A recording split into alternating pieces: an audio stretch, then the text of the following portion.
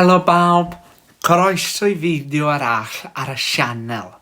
Heddiw yw diwrnod arbennig oherwydd dwi'n ffarwelio Chymru ar ôl 2 fis anhygoel yma. Ro'n i'n hefyd yn lycus iawn i dreulio amser gwerthfawr gyda'r teulu yn ystod yr amser hwn. Ond nawr dwi'n arfin cychwyn ar Antur newydd a Brasil a De America. Yn ystod yr wythnos nesaf, byddwn ni'n archwilio Brasil, Colombia a Pheru gyda fy nghariad. Ac dwi'n methu aros i rannu'r cyfan gyda chi yn Gymraeg.